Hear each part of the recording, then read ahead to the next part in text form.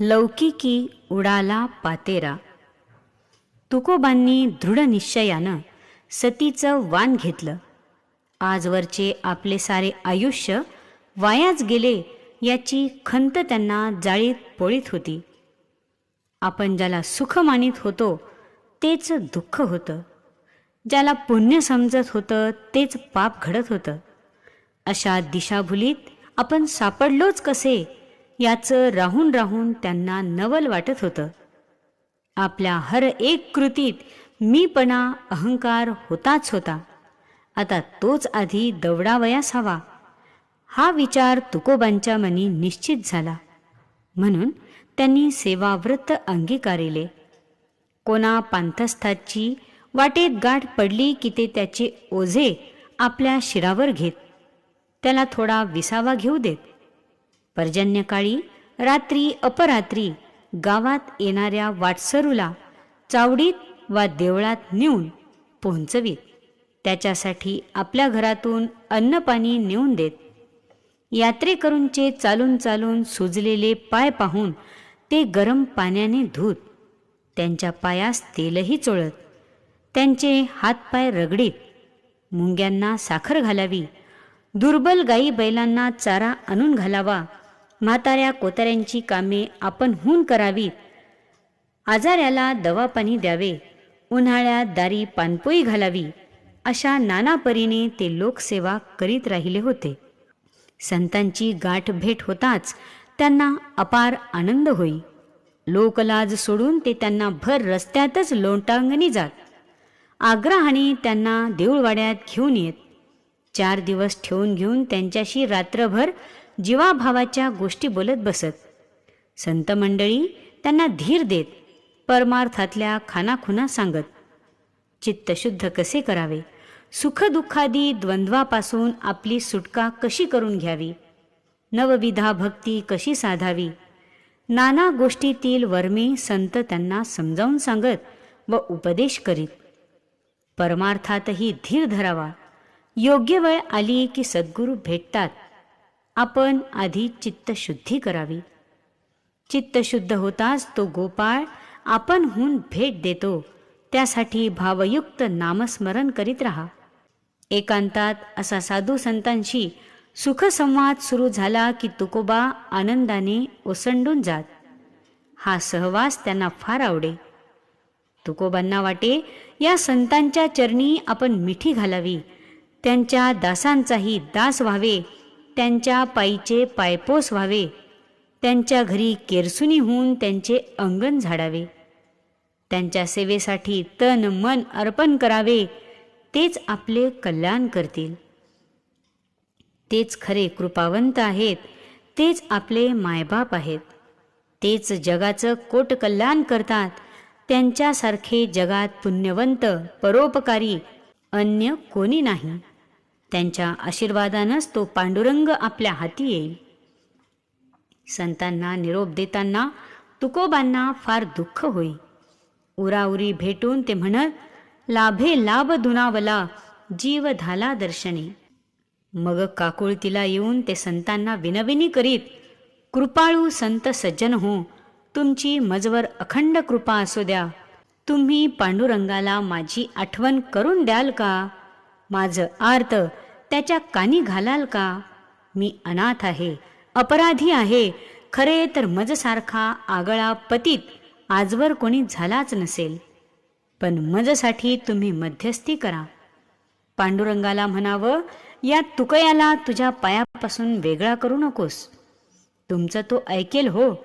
तुम्ही सांगितल्यावर तो श्रीहरी माझी उपेक्षा करणार नाही. अशी लोकसेवा संतसेवा करीत तुकोबा आपल्या मीपणाला मातीत मिसळीत होते. आणि त्यांचे हे आचरण पाहून लोक त्यांना म्हणत होते, याला वेड लागलं की काय? कोणी आश्चर्य व्यक्त करीत, कोणी निंदा नालस्ती करीत, कोणी टवाळी उडवीत. तुकोबा या सर्वांकडे दुर्लक्ष करून रस्त्यातील काटे कुटे खडे वेचून बाजूला फेकीत. आपल्या नवऱ्याचे हे वागणे पाहून आवली संतापून जाई. ती कपाळ बडवून घे. तशात पै पाहुणे घरी आले की तिला मेल्याहून मेल्यासारखे होई. तुकोबा घरी येताच तिच्या मुखातून संतापाची लाट फुटे. प्रखर शब्दांनी बोलून ती तुकोबांना घायाळ करी. व्यापार उदीम पुन्हा सुरू करा, दुकानी बसा, लेकरा माणसांकडे थोडं लक्ष द्या, असा आग्रह ती परोपरीने करी. तुकोबा आपल्या शांत संयमित स्वरात तिला सांगू पाहात, आता हे केवळ अशक्य आहे आवले. वारा आणि वाळू यांची गाठ घालता येत नाही. अग्नीच्या धाग्यानं पिसाला टाका घालता येत नाही. तसा संसार प्रपंचाशी आता मला सांधा जुळवून घेता येणार नाही.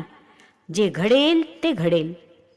हळूहळू घरातील ऐश्वर्य सरत चाललं. गोठ्यातील गाई गुरं कमी झाली. साठवून ठेवलेला पैसा अडका संपून गेला. शेठ सावकार तुकोबाच्या दारात येऊन वसुलीसाठी बसू लागले. त्यांची पत संपून गेली. कर्ज देण्या घेण्याची भाषाही कोणी करेना. पुढच्या वायद्यासाठी कोणी थांबून राहायला तयार होईना. एका सावकारानं घरा दुकानावर जप्ती आणून तुकोबाच्या घरातील भांडी कुंडी बाहेर काढली. धान्याची पोती ओढून गाडी भरून नेली. त्याच्या दारी आपल्या हाताने शेर पालता घालून त्यावर आपल्या हाताने दिवा लावला. तुकोबाचे अखेर दिवाळे निघाले. मित्र हळहळू लागले. सगळे सोयरे हसू लागले. तुकोबांनी आजवर ज्यांचा अपमान केला होता त्यांना तर आता उणे दुणे काढून बोलून घेण्याची पर्वणीच लाभली. तशातच तो भयावह दुष्काळ आपल्या कराल दाढा खात आणि जिभल्या पसरीत त्या परिसरावर येऊन ठेपला. सारे लोक चिंता प्रवाहात बुडून गेले. गावेच्या गावे परागंदा होऊ लागली. पिके करपून गेली. झाडे झुडपे जागच्या जागी कोळपून गेली. चाऱ्या वाचून गुरेढोरे मरू लागली. एका भाकर तुकड्यासाठी लोक जवळची जनावरेच नव्हे, पोटची पोरेही विकू लागली. पोटाची खळगी भरण्यासाठी मृत प्राण्यांची हाडे कुटून पिठात कालवू लागली. जागजागी दरवडे पडू लागले. लुटालूट सुरू झाली. धान्य, कपडे, लत्ते, दागदागिने याबरोबरच तरुण स्त्रिया आणि मुले बाळे यांना सुद्धा ते लुटून नेऊ लागले.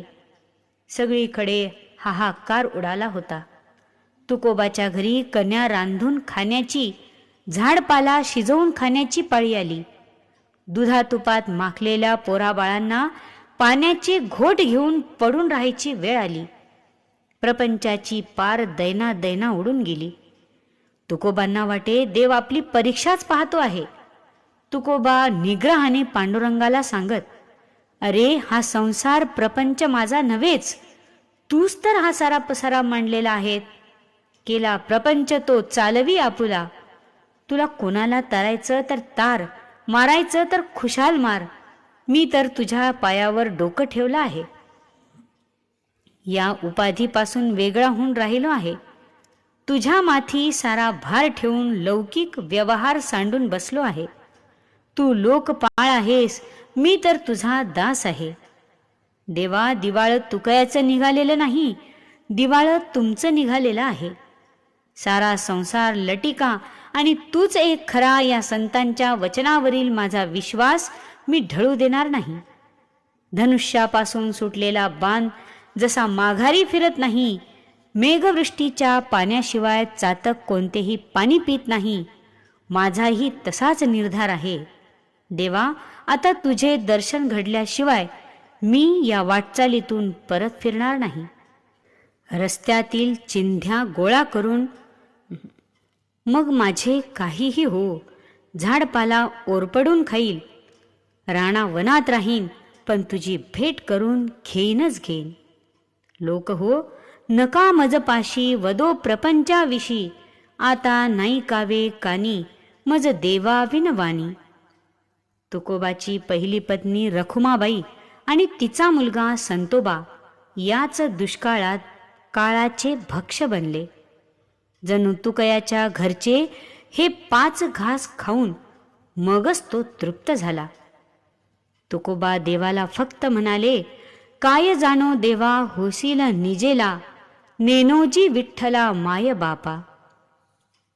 तुकोबांनी अंतरीचे दुःख गिळून टाकण्याचा प्रयत्न चालविला होता खरा, पण त्यांचे चित्त ढवळले होते.